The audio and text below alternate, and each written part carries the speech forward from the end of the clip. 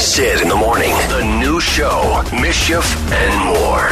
77 WABC and the WABC radio app. So here's what I read in the New York Post yesterday. For a while, it was the number one story on NewYorkPost.com. AOC runs away from opponent Rich Valdes at the Puerto Rican Day Parade, which, of course, Mr. Call Screener for the very, very popular Mark Levin show. He's got a terrific podcast, TheRichValdes.com. He's at Rich Valdes on Twitter. And I told him, Bernie, I said, listen, we're going to bring you on at 6:40 because if it's a really good interview, the good news is we can play it again at 9:40. But if it sucks, it's a one and done. That's it. So what do you think? No pressure, by the way. What do you think? You think it gets replayed at 9:40? Right before we bring Rich on, what do you think? I would say yes. You say yes, Joe? Yes.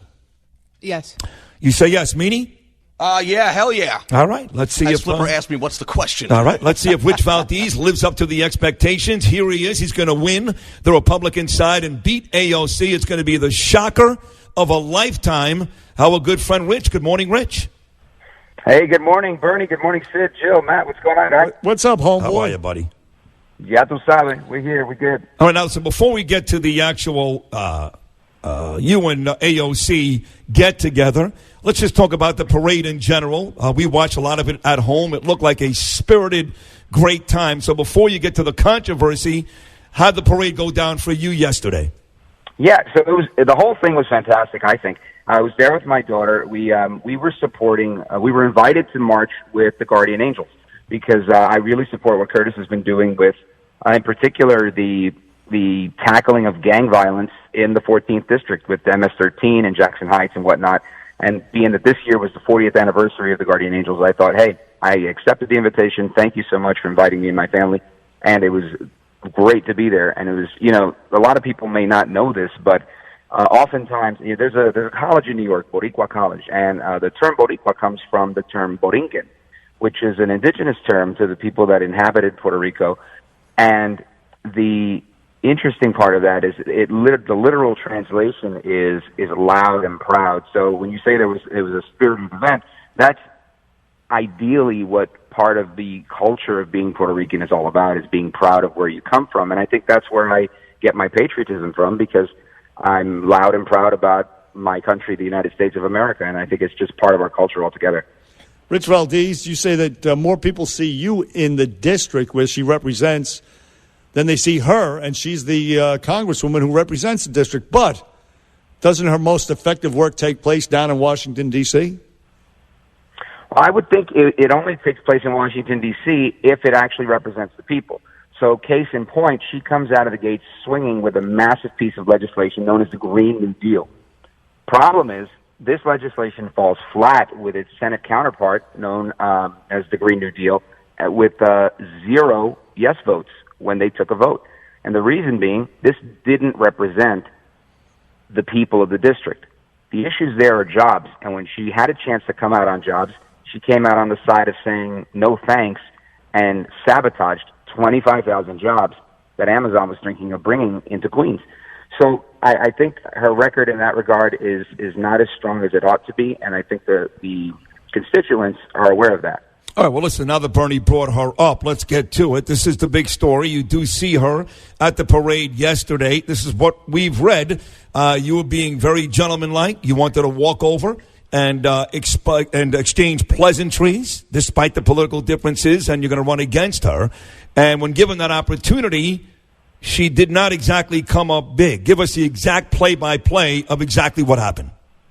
Sure. So, here's how it goes. So I'm walking with the Guardian Angels group and my daughter, and we're walking, along the side to catch up with the main group, because they were, there's a staging area where they get together, where each group waits until it's their turn to march. So I'm walking in that direction, and we stopped for a moment because Congresswoman Carolyn Maloney from New York's 12th District had stopped and said hello to Curtis, and I'd never met her before, but she was gracious enough. She said hello to me. And I thought, oh, great, we were about to continue walking. Somebody handed me a drink, some sort of drink they were promoting. It was like a soda. So I took a sip of that, and at that moment, I see that AOC is marching with a large Puerto Rican banner that says Todos Juntos, right, which means all together. And there was a small caption under it that said, los de aquí, los de allá, which means those that are here and those that are there. And I took it as a message of solidarity, saying, all of us that are related to Puerto Rico and are supporting Puerto Rico, especially in this post-Hurricane Maria time, I thought it was a really nice message of unity. So in that same spirit of solidarity, I thought, okay, let me walk over, because I saw her break away from the pack she was marching with behind the banner and walked over. I was on the right side of Fifth Avenue, and she was on the left side of Fifth Avenue. And she broke away from the pack and was shaking hands with some people that were behind the barricades.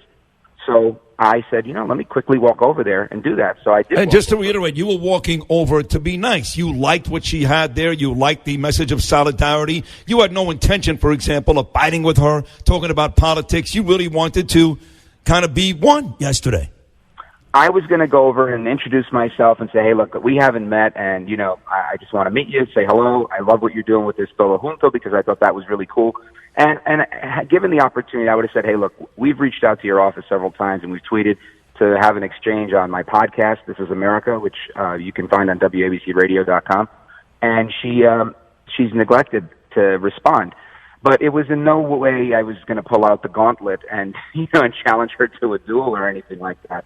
It was, 30 seconds tops, but didn't get the chance. As I kind of made eye contact with her, she literally kind of jerked her hand back to the person she was shaking hands with and literally sprinted across to the right side of Fifth Avenue. And I was like, wow, I can't believe that. I said to myself, she can run from these issues, but, with the election coming, she's not going to be able to hide from these facts. Well, she obviously didn't want you and her to be in a picture together. At this point, Rich Valdes, who's running in the primary against Alexandria Ocasio-Cortez, and met her, or tried to meet her yesterday at the parade, she views you probably as a stalker. You have her rattled. You're in her head, and you've already nicknamed her the acronym AOC, All Out Crazy. So she's, she knows of your existence, and she doesn't want anything to do with you and elevate you in any way, shape, or form. You know that, right? Yeah, well, that's unfortunate, because, I think civic discourse has to be what it is. 10 minutes earlier, we had, exchanged pleasantries with Congresswoman Carolyn Maloney, and there was no issue there. She's a Democrat from New York. She's a woman. Because that's some of the criticism I'm hearing is that, wow, how could you go over there and try to talk to a woman politician, which I find to be absurd. I don't think it's the type of climate that we should live in, where we're kind of afraid or we have some sort of ambivalence towards speaking to elected officials. That's what they're elected to do, is represent, right? She's Representative Cortez. So as a representative, you should be able to speak with the people. And being that she was shaking hands with people, I didn't think it was inappropriate in any way. No, not at all. No. So when you consider the fact that you're Mr. Call screener and you're very influential in the success of the great one himself, Mark Levin, how much of Levin's show later on tonight here on WABC will center around this encounter which never happened between you and AOC? Well, I do my best to keep my work with Levin focused on national issues and things that are of national importance. And being that this is a local race, I don't know if it's something that will be in our show rundown.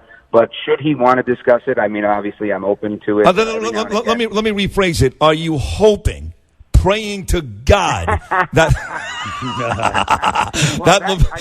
that I would love, I would appreciate, because Mark has called her out. I like to joke around and say, her communist grandfather, Bernie Sanders, he has been called out by Mark to debate, and crickets. So Mark said, all right, well, if Bernie won't come on any of my shows, then maybe, Congresswoman Alexandria Ocasio-Cortez would come on the show. And we've also heard crickets there, and I've invited her on my show. And in fact, in April, when we launched the podcast, one of the first interviews I did was with Juliet Huddy and Curtis Lewa. And Juliet was trying to get in touch and tweeting at the office and calling the office and, using her journalistic background, trying to really make contact. And at the time, there was no district office in Queens or the Bronx. Since then, they've opened a part-time office in Queens. There's still no representation in the Bronx. And I think when you have no representation in your community, you're supposed to be representing that community in Washington. So that's why I'm giving such serious attention. I should say careful consideration, thoughtful consideration to really, really stepping into this. Well, listen, I think Levin's chances of getting Alexandria Ocasio-Cortez are about as good as him getting Raul Castro to come on the show, and yours as well. But, Rich Valdes, we are out of time, and we wish you the very best. Keep it up, man. Just, keep harassing her. Keep not harassing her, but stay on her tail. A couple of things. I will, Bernie. Thank you. And we have a few things that I'm going to be sharing in the next couple hours or maybe by tomorrow. At Rich Valdes on Twitter, so keep your eyes peeled. We will retweet it. Okay, Rich, great job. You do get the 940 replay. Congratulations. All right. You're in. Thanks, guys. All right, buddy. Enjoy it. Rich Valdes, Mr. Call Screener, of course, for Mark Levin. We'll take a short break. The Shrewsbury Bicycle Blitz is next. Mets and Yankees. I'll meet tonight in the Bronx. NBA could be over tonight. NHL, we've got a Game 7. And guess what happens this week?